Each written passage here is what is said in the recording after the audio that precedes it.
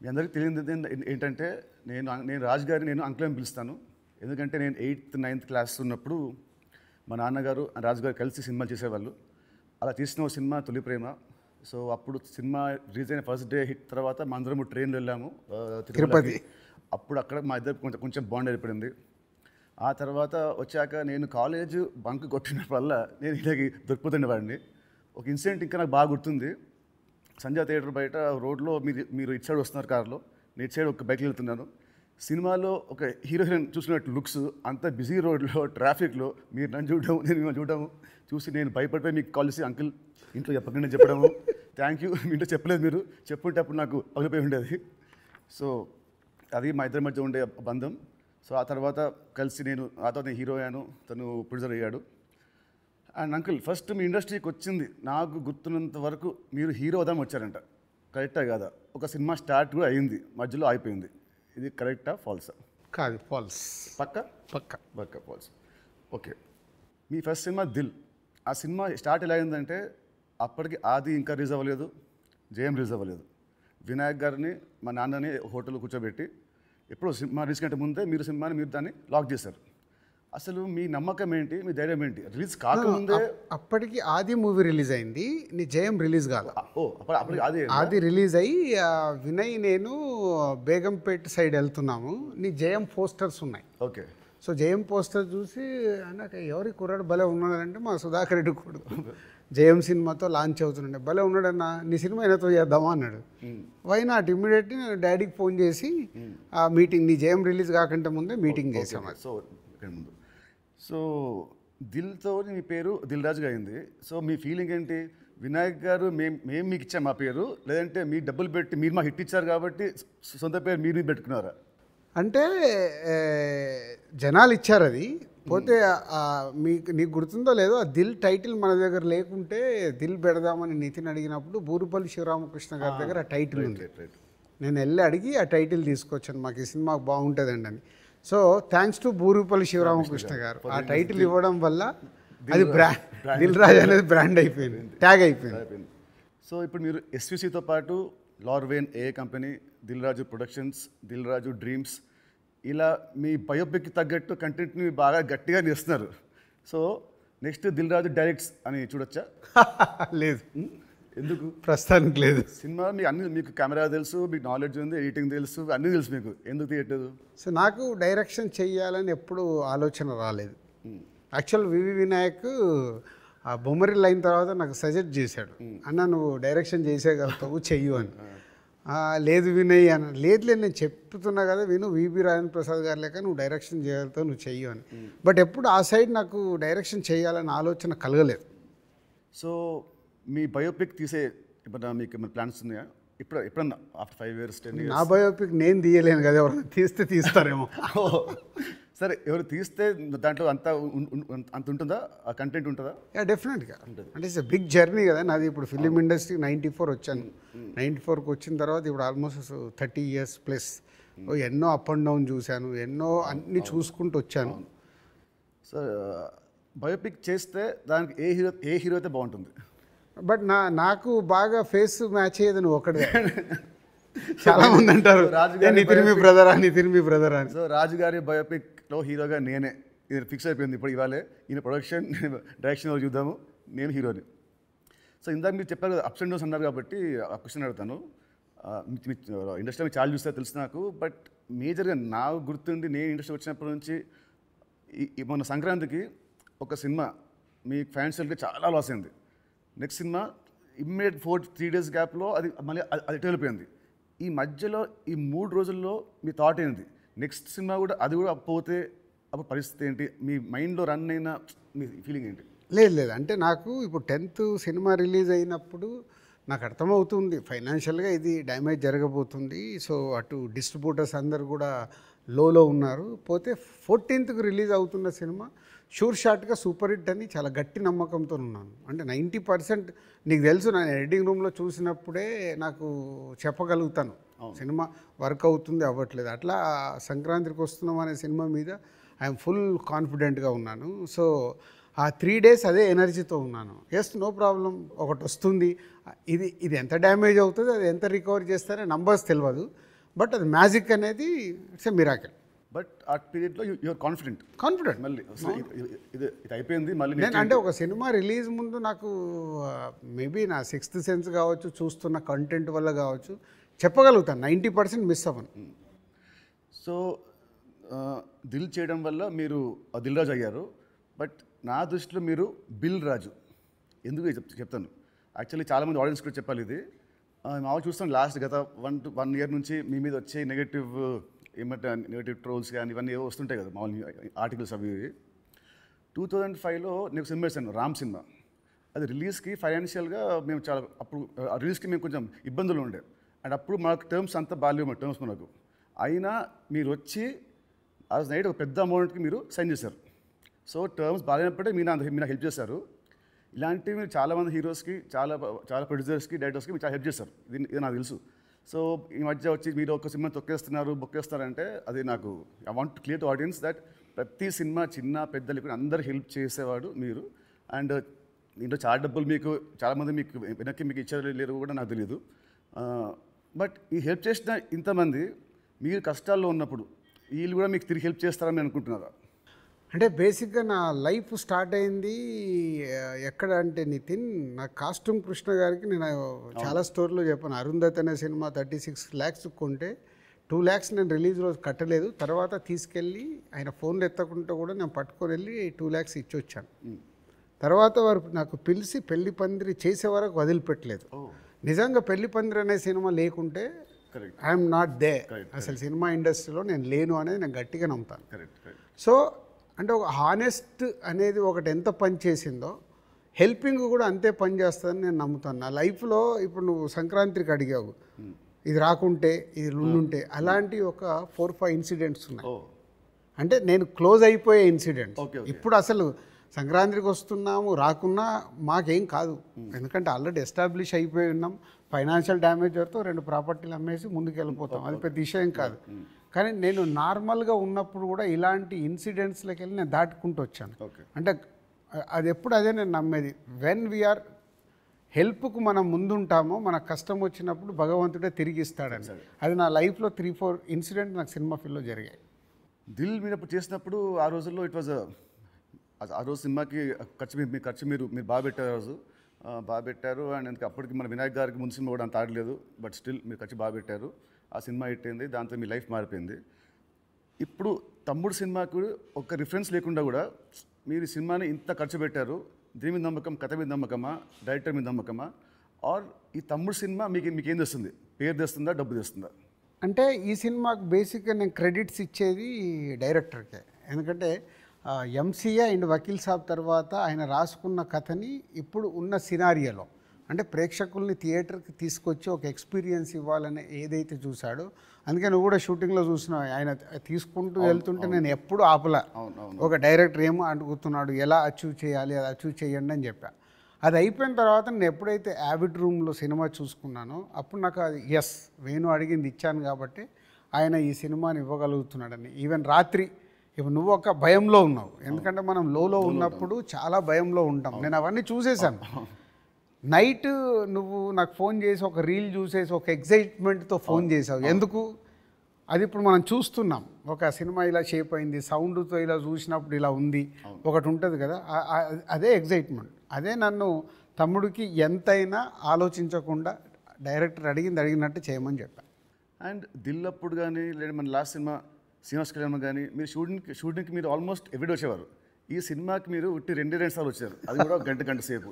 ఎందుకు? డైరెక్టర్ మీద నమ్మకమా, లేదా మీరు బిజీగా ఉండి మీరు మా సినిమాని మీరు పట్టించుకోలేదా? అంటే 2 things. ఇప్పుడు అనిల్ రావిపూడి కానీ, వంశీ పైడిపల్లి కానీ, అలాగే ఇప్పుడు శ్రీరామ్ వేణు కానీ, అంటే నాతో వాళ్ళందరికీ big journey, number of movies చేస్తున్నాం. అంటే వాళ్ళ వేవ్ లెంత్ ఏంటో నాకు తెలుసు. సో తెలిసినప్పుడు నేను వాళ్ళ దాంట్లో నేను ఇంటర్ఫియర్ కాను. సో నాకు కథ దగ్గర అనిపించింది చెప్తాను, ఎడిటింగ్ రూమ్లో అనిపించిందే చెప్తాను. నాకు ఇలా అనిపిస్తుంది, మీరు చూసుకోండి, ఇలా చెయ్యండి అని నేను చెప్పను వాళ్ళకు. ఎందుకంటే వాళ్ళకి నాకు క్వశ్చన్ వేస్తే దే విల్ అండర్స్టూడ్, అంటే నేను ఏం ఫీల్ అవుతున్నాను ప్రేక్షకుల్లాగానే. కొంతమంది దర్శకులతో ఇలా నాకు సింక్ అవుతుంది, అలా సింక్ అయిన వాళ్ళే వీళ్ళు. అందుకే వీళ్ళతో నంబర్ ఆఫ్ సినిమాలు చేసిన వాళ్ళు అది అవుట్పుట్ తెచ్చుకోవడానికి వాళ్ళే ఎక్కువ కష్టపడతారు, ఎందుకంటే వాళ్ళకు రిజల్ట్ కావాల్సిందే కదా. సో నేను ఇప్పుడు శ్రీనివాస కళ్యాణం ఉంది, ఇప్పుడు శతమానం భవ తర్వాత శ్రీనివాస కళ్యాణం చేస్తున్నాను కాబట్టి ఫుల్ టైం సో అక్కడే ఉండి ఎలా తీయాలి ఏంటి, సో ఏదైనా తప్పు జరుగుతుంటే కూడా సతీష్కు చెప్పి కరెక్ట్ చేయడం. సో అది నా ప్రాసెస్. ఏ సినిమాకు ఉండాలి ఏ సినిమాకు ఉండకూడదని నేను ముందే ఫిక్స్ అవుతాను. సో తమ్ముడు అనేది దిల్ రాజు సినిమానా లేదంటే వేణు శ్రీరామ్ సినిమా? వేణు శ్రీరామ్ సినిమా 100% మొత్తం ఇంటర్గ్రేట్.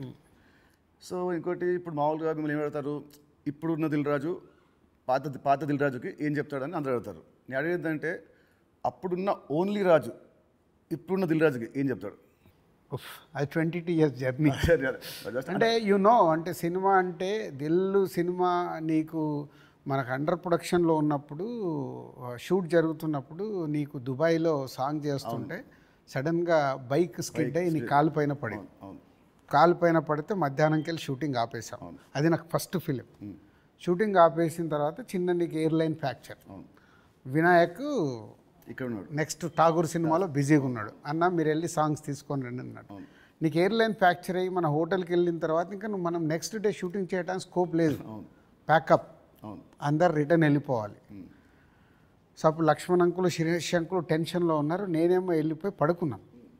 పడుకొని 4 o'clock లేసేసి శంకర్ మాస్టర్ డోర్ కొట్టి, మాస్టర్ రేపు నైట్ వెళ్ళిపోవాలి, నీకు ఇప్పుడు 2 పాటలలో ఏమేమి బ్యాలెన్స్ ఉన్నాయో ఒక్కసారి లిస్ట్ రాయని 6 గంటల వరకు కూర్చొని ఆయనతో రాపిచ్చి, ఇవి నితిన్ కాలు కింద పెట్టకుండా నువ్వు ఎలా మేనేజ్ చేయగలుగుతావు అంటే శంకరు నేను మళ్ళీ డిఓపిని పిలుచుకొని మేము కూర్చొని డిజైన్ చేసాం. డిజైన్ చేసి మీకు చెప్తే మీరు అందరూ ఏంటి షూటింగ్ ఉందా ఎలా చేస్తారు అంటే ఇలా చేయబోతున్నాం, విల్ ఫినిష్ నెక్స్ట్ 2 days అని నీ కాలు కింద పెట్టనివ్వకుండా 2 రోజులు షూటింగ్ చేయించా కూర్చొని స్టాండింగ్. అంటే నా మొదటి సినిమా నాకు ఆ సిచ్యువేషన్ అలాంటిది. ఆ రోజు 2 రోజులు షూటింగ్ ఆగకుండా చేసుకొని వచ్చి రిలీజ్కి ముందు మళ్ళీ ఆర్ఎఫ్సికి వెళ్ళి ఆ బ్యాలెన్స్ షాట్లన్నీ 2 పాటల్లో తీసి మ్యాచ్ చేసాం. అంటే అది నా ప్యాషన్. అంటే మొదటి సినిమాలోనే నేను ఒక సమస్య వస్తే దాన్ని జాగ్రత్తగా హ్యాండిల్ చేసుకొని సినిమాకి ఎలాంటి డ్యామేజ్ జరగకుండా చేయగలిగా. అదే మామూలు రాజు నుంచి దిల్ రాజుగా షిఫ్ట్ అవ్వడం. అంటే నాట్ ఓన్లీ దిల్, ఇలాంటి సో మెనీ ఫిలిమ్స్కి సో మెనీ ఎప్పుడు వస్తూనే ఉంటాయి. అవన్నిటిని జాగ్రత్తగా హ్యాండిల్ చేసుకుంటే 58 సినిమాలకు రీచ్ అయ్యాను. అదే ఫస్ట్ సినిమా దిల్లప్పుడు కూడా మీ అన్నింటిలో మీరు చాలా మీరు ఇన్వాల్వ్ అయ్యారు. ప్రతి దాంట్లో స్టోరీల నుంచి సీన్స్ నుంచి కొన్ని సీన్స్ మీకు నచ్చకుంటే మీరు వినాయక్ మీరు చెప్పలేకపోతే మీరు నా చెప్పేవాళ్ళు, నితిన్ చెప్పా ఈ సీన్ బాగా గుర్తున్నా దాంట్లో ఉంటుంది ఒక ఎపిసోడ్, ఒకటి టాలీగట్ ఎపిసోడ్ ఉంటుంది ఒకటి, అది సినిమా లేదు. సో అది సో మీ ఉత్సాహాన్ని చూసే సుకుమార్ గారు సినిమా రైటర్ కదా, ఆయన పెట్టాడు సినిమాలో ఒక డైలాగ్ వస్తుంది, మై నేమ్ ఇస్ రాజు అంటే ఒకరు వచ్చి ఎందుకంత ఫోజు మిమ్మల్ని చూసే పెట్టాడు డైలాగ్, గుర్తున్నది బోర్డు మీద బోర్డు మీద. సో 2003 రాజుగారి దగ్గర ఉన్నదేంటి, ఇప్పుడు రాజుగారి దగ్గర లేనిదేంటి? ఉన్నది 2003కి ఇప్పటికీ ఉన్నది. సినిమా అంటే అవలీలగా ఎక్స్పీరియన్స్తో పాటు వచ్చిన ఎక్స్పీరియన్స్తో పాటు సో ఈజీగా ఎలాంటి సిచ్యువేషన్ అయినా హ్యాండిల్ చేసే కెపాసిటీ అండ్ సినిమా పైన ఇంకా అవగాహన ఉంది. ఇది సాధించాను. లేనిది 2003 నుంచి 2010 వరకు ఒక్కొక్క సినిమా తీస్తూ ఒక్కొక్క కొత్త డైరెక్టర్తో జర్నీ చేస్తూ అద్భుతమైన జాబ్ సాటిస్ఫాక్షన్తో జర్నీ చేశా. 2014 తర్వాత అంటే ఆ పీరియడ్ తర్వాత నంబర్ ఆఫ్ ప్రొడక్షన్స్కు షిఫ్ట్ అయిపోయి సో దాన్ని ఎంజాయ్ చేయలేకపోతున్నా. అది ఇప్పుడు లేదు, ఆ ఎంజాయ్మెంట్ లేదు. Job satisfaction enjoyment job satisfaction ఉంది, ఎంజాయ్మెంట్ అంటే మార్నింగ్ 7కు నేను లొకేషన్కి వెళ్ళిపోయి ఈవినింగ్ ప్యాకప్ వరకు ఉండి మళ్ళీ వచ్చి నెక్స్ట్ డే సీన్ గురించి వెళ్ళి ఆఫీస్లో కూర్చొని 10 వరకు కూర్చొని అదొక ఎంజాయ్మెంట్ నాకు. I'm missing that. ఇప్పుడు ఆడియన్స్ సినిమా థియేటర్కి చెప్తారు మామూలు ఇప్పుడు ఆడియన్స్ ఇప్పుడు ఎక్కువ రావట్లేదు, యాజ్ ప్రొడ్యూసర్గా ఏం చేయాలో మీరు చెప్తున్నారు. ఫర్ అ చేంజ్ మీరు హీరో అయితే హీరోగా మీరు ఆడియన్స్ థియేటర్ రావడానికి మీరు ఏం చేస్తారు? ప్రొడ్యూసర్గా చెప్తున్న దిల్ రాజు చెప్తున్న అన్ని పాయింట్స్ని నేను నితిన్ ప్లేస్లో ఉంటే నేను ముందడిగేసి అరే ఇవన్నీ ముందు మొదలు పెడదామని మొదలు పెడతాను. సరే, దిల్కి అండ్ తమ్ముడికి ఈ మధ్యలో మీరు నా ఏమంటారు నా పర్ఫార్మెన్సా నాలో చూసిన చేంజ్ ఏంటి, మార్పు ఏంటి, ప్లస్ అండ్ మైనస్? ప్లస్లు చాలా నువ్వు అప్పటికి ఇప్పటికీ ఏంది న్యాచురల్గా ఒక 22-23 ఇయర్స్ నువ్వు యాజ్ యాక్టర్గా ఇక్కడ వరకు జర్నీ చేసావు. అంటే నాకంటే సీనియర్ నువ్వు యాక్చువల్ 1 ఇయర్ సీనియర్. నేను 2003లో ప్రొడ్యూసర్ని అయ్యా, నువ్వు 2002లోనే హీరో అయ్యావు. అంటే నాకంటే 1 ఇయర్ సీనియర్. సో నీకున్నది ఆ ఎక్స్పీరియన్స్ వచ్చింది ప్లస్. సో ఆ ఎక్స్పీరియన్స్తో నేను ఎలా హ్యాండిల్ చేస్తున్నానో థింగ్స్ని హ్యాండిల్ చేయగల కెపాసిటీ వచ్చింది, మేనేజ్ చేయగలిగే కెపాసిటీ లేనిది. అంటే 23 సంవత్సరాలలో నువ్వు అంటే ఇప్పుడు ఒక దిల్ రాజుగా నేను నీకంటే జూనియర్ని 1 ఇయర్ని సాధించుకుంటూ ఒక టాప్లోకి వచ్చా. నితిన్ని నేను అలా ఊహించా. నేను దిల్ సినిమా చేస్తున్నప్పుడు, ఆర్యా సినిమా చేస్తున్నప్పుడు బన్నీని, దిల్ సినిమా చేస్తున్నప్పుడు నిన్ను, అంటే వీళ్ళు నాకు ఫ్యూచర్ స్టార్స్ అని ఊహించా. కానీ నువ్వు ఆ మార్క్ అచీవ్ చేయలేకపోయావు, నువ్వు కోల్పోయింది అదే అనేది నా ఫీలింగ్. ఇప్పుడు తమ్ముడితో నాకు మళ్ళీ వస్తుందనుకుంటారా ఆ పూర్వ వైభవం? తమ్ముడితో సక్సెస్ఫుల్ హీరోగా వస్తావు, కానీ ఇది సరిపోదు. ఎల్లమ్మతో కొట్టాలి. సో దిల్కి సీక్వెల్ చేసే ప్లాన్ ఏమైనా ఉందా? ఎందుకంటే అదొక మంచి బ్రాండ్ వాల్యూ. మళ్ళీ వినాయక్ గారితో నాతో దిల్ పార్ట్ 2 అంటే అప్పుడు ఫాదర్ క్యారెక్టర్ నువ్వు వేయాలి, కొడుకు క్యారెక్టర్ నువ్వు వేయాలి. ఉంది కదా, ఇలాగ సినిమాలో ఉంది కదా, ఇచ్చాం కదా మనం లీడ్. కరెక్టే, సినిమాలో మనకు లీడ్ ఉంది. లీడ్ ఉంటుంది, అది వేసుకొని లాస్ట్ సీన్ అదే ఉంటుంది, ప్రకాష్ రాజ్ గారిది ఫోటో మీదకి వెళ్ళి రివీల్ చేస్తే అలా చేయాలి. అప్పుడు 1 వర్డ్ ఆన్సర్స్ కావాలి. 1 వర్డ్ ఆర్ 2 వర్డ్స్ మీ ఇష్టం. 1-2 వర్డ్స్ ఆన్సర్స్. మీకు చెప్తాను కొన్ని పేరు వినగానే మీకు వచ్చే ఫస్ట్ మీ థాట్స్. పవన్ కళ్యాణ్ గారు is my star. Mahesh Babu గారు. మహేష్ గారు మా ఇద్దరికి ఒక తెలువని అండర్లింక్ ఉంటుంది. ప్రభాస్ గారు ఈజ్ మై డార్లింగ్. ఎన్టీఆర్ గారు. మై నాన్న. నాన్న అని పిలుస్తాను నేను.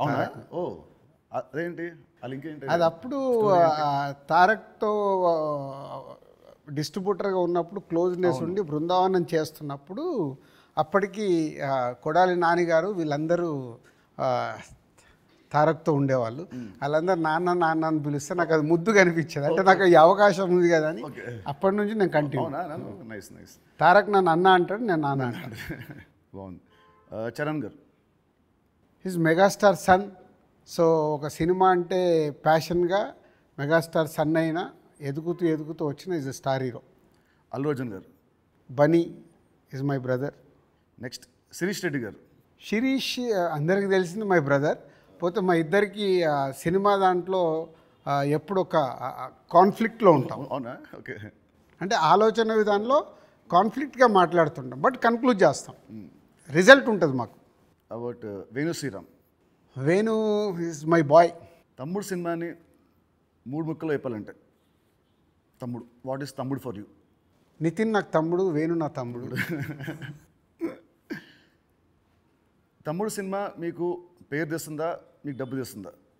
ఫస్ట్ పేరు తెస్తుంది, తర్వాత నేను పెట్టిన డబ్బు తెస్తుంది, ఇంకా అద్భుతాలు జరిగితే లాభాలు తెస్తుంది. సో July 4th సినిమా వస్తుంది తమ్ముడు. సో ఆడియన్స్కి మీరేం చెప్తారు? ఎస్, అన్ని ఇంటర్వ్యూలలో చెప్తున్నట్టే. సో ఈ సినిమా, ప్రతి సినిమా అందరికీ ఇంపార్టెంటే.